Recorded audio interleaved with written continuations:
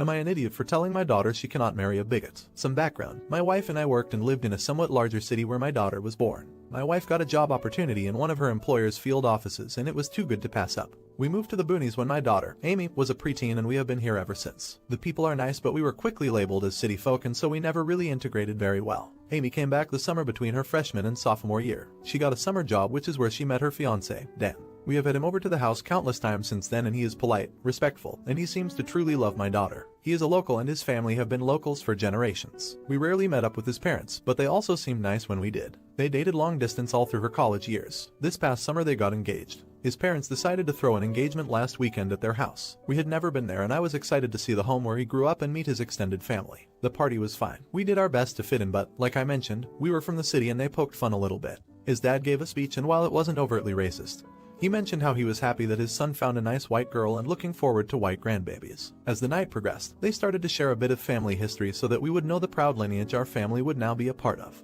Without going into too much detail, they are descended from members of a hate group. We decided to be polite and not say anything but we didn't stay much longer. I let this stew for a few days until Amy returned home. She tells me that she was not aware of his family history but it doesn't change her mind.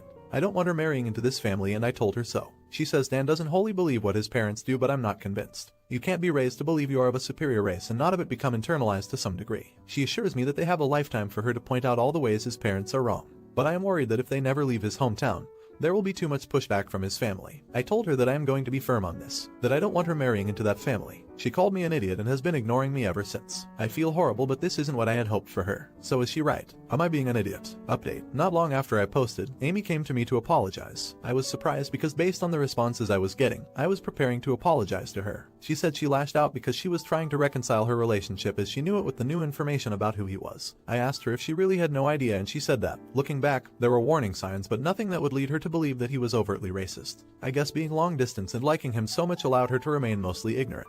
She wanted to know what she should do. I told her that I was going to talk to Dan and try to get a beat on who he is apart from his parents. She seemed to think that was a good idea. A lot of people said that I was being unfair labeling him a racist before, but now that we have spoken I can tell you for certain that he is a racist. A lot of you were trying to figure out what Amy meant by him not being wholly racist and I think I can answer that now. He told me that he doesn't harbor any hatred for anyone, but he believes the white race will go extinct eventually and he is proud of who he is and of his race and he doesn't want that to happen. Which I guess also explains his father's comment about white grandbabies. I told him that his heritage is nothing to be proud of and that his beliefs will have no place in our family or in my household.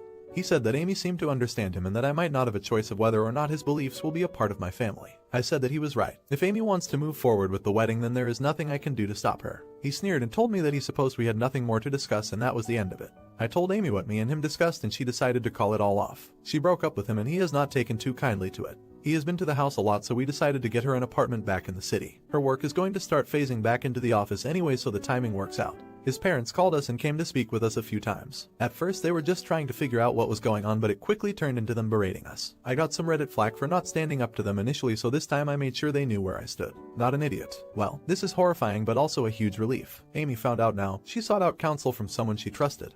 And Dan showed his ass and made her decision really easy. Good for you for keeping the lines of communication open in your family so that Amy knew she could come to you for support and advice. Not an idiot. If they decide to become more confrontational, I suggest getting a Ring doorbell and camera just in case things escalate. If they are small-minded country folk, they may try to push you around through their connections so better be prepared for more harassment and find a good lawyer that can help you. Did the mom overstep? Let me know in the comments. Now, you won't want to miss this next story. Am I an idiot for not agreeing to a paternity test unless my husband goes to therapy? I, female 28, and my husband, male 32, have a 3-year-old son together. There has never been any doubt that my husband is the father. I've never given him any cause for concern that I cheated on him. He acknowledges all of this. Last week, he came to me and said that for the last few months, he has been plagued, his word, with this anxiety that our son is not his. They don't look identical, granted, but they definitely share similar features and I see my husband whenever I look at my son. I was obviously blindsided by this. I had no idea he was having these thoughts. I asked him to explain why he thought that he wasn't his and he couldn't really provide any answer other than a gut feeling. He asked me if I would be okay if he got a paternity test done so it could ease his mind.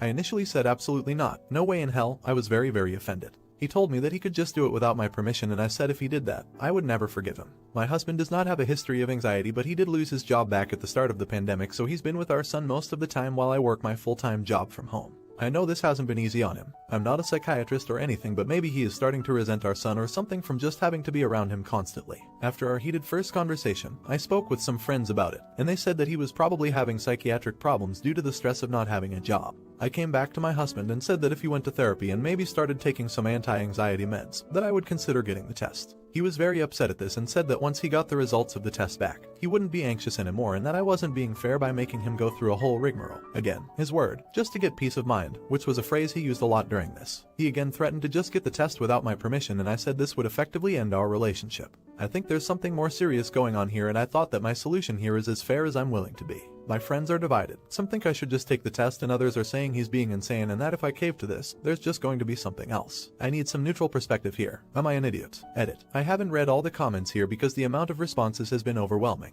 However, I want to say that I really do not appreciate strangers attempting to diagnose my husband over the internet. It is disgustingly presumptuous. I'm his wife and I don't feel qualified to do that, which is exactly why I want him to go to a licensed therapist. Another thing I'm seeing pop up is that I'm somehow demanding that he take medication. I said maybe medication, meaning that I only think he should be on medication if a licensed therapist prescribes them to him. I don't want to shove pills down his throat, which seems to be what some people think I want to do. As for the numerous suggestions of marriage counseling as opposed to individual therapy, I think this is a great idea. I didn't initially consider it because I was so focused on it being his problem, but we are ultimately a team, and I'll suggest that to him today. Hopefully, it goes better. Thanks everyone for your input. Update. Thanks to everyone who commented on my original post. Unfortunately, this is not a great update. If you don't want to read it all, the bottom line is we're heading toward divorce. I took some of the commenters' advice to go to couples therapy, which we did that same week as my first post. I had to push him a bit to get him to agree to the therapy, but I told him it was either this or I would never give in to the test. The first Zoom session was a little awkward since neither of us had ever done therapy before. After listening to both of us, she basically said that she thought we should do the test to see if that eases his anxiety, and that if it doesn't, which, at the time, was my concern, that we could go from there. So my husband was thrilled and I agreed, but I wanted to be on Zoom with the therapist when we received the results so we could talk it out with her there, which he was fine with. So we did the test and we did our Zoom session when our results were in. And surprise, surprise, the paternity test says he's 99% likely to be the father. He didn't appear relieved or happy or anything of what I expected. Maybe this was unfair, but I did expect him to cry and maybe apologize to me for his lack of trust. This wasn't just my imagination though, because when the therapist asked him in our first session how he would feel if the test came back saying he was the father, he said he would feel relieved. But he was angry. He kept saying that it was over and that he didn't want to talk about it. He kept repeating it's done over and over when the therapist would try to ask a question about how he was feeling, and he was obviously not listening when I tried to talk about my feelings. And when I told him I wanted to talk about it, he yelled at me, which he never does. What else is there to freaking talk about? I was mortified that he was talking to me this way in front of a therapist, and she said we should schedule a new session once he had time to process. After the session, he wouldn't look at me or speak to me. That he was so upset that he was our wonderful son's father made me absolutely lose my mind. We screamed at each other and it ended with me saying that I can't do this anymore. He's at his brother's apartment now, finally away from our son, which is obviously what he wanted all along. And my mom is now staying at my place to help me out around the house. I texted him this weekend asking if he wanted to do another therapy session, and he asked if I really thought that would help, and I had to admit that I didn't. The speed at which this whole thing happened, just a month ago, I would have said we have a happy marriage, is still completely shocking to me. But I don't see us recovering from this. This felt cathartic to type out though, so thanks I guess. And TA, I'm sorry it turned out like this. I have a feeling he has some deeper issue and he was never going to accept any answer other than he's not the father because he's got it in his head now. I hope he gets the help he needs, and I hope you find peace in your future. Not an idiot. I think he already wanted to end the marriage for whatever reason. And the paternity thing was just a ruse. He probably figured either you'd be so outraged that it could send you two into a downward spiral in which you'd look like the bad guy for refusing to do the test. Or maybe there was some chance he wasn't the father and he could then feel righteous in his reasoning for leaving you. Do you think the husband is crazy? Now, this next story is a head scratcher. Am I an idiot for not waking my partner up and causing him to miss a family trip? My female 26 and my partner, male 28, have 5 daughters, 7, 6, 4, 3 and 5 months. For a long time there's been an issue with him getting up to help with the kids of a morning.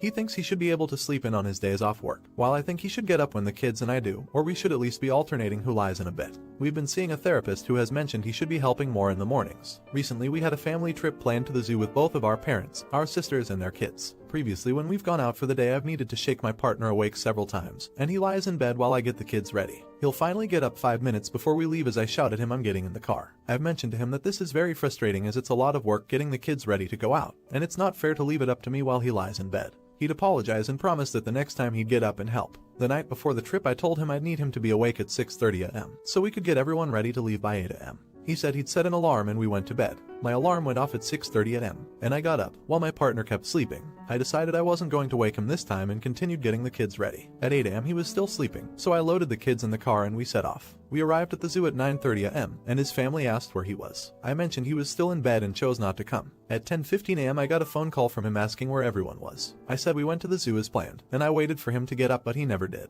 He got really mad and told me that I should have woken him up like I always do, and I caused him to miss the trip. He then called his mom and complained to her, who yelled at me in the middle of the zoo that I was being unfair, and I should have given him a shake to let him know he needed to get up, and that I was about to leave. My mother jumped in and said it wasn't my responsibility to get him out of bed, and he needed to take responsibility for himself. A few more words were exchanged and his family stalked off for the rest of the trip. I had a blast with my kids, parents, sister, and my nephews. When we got home my partner started on me again about how I should have woken him up. So am I an idiot for not waking him up and going without him? A few things have come up I want to clarify. 1. He wasn't always like this. When the oldest two were little he was always up with them. He even gets up anyway to cook breakfast before going off to work. We had to move in with his parents at one point and that's where things started to change. His family are incredibly misogynistic.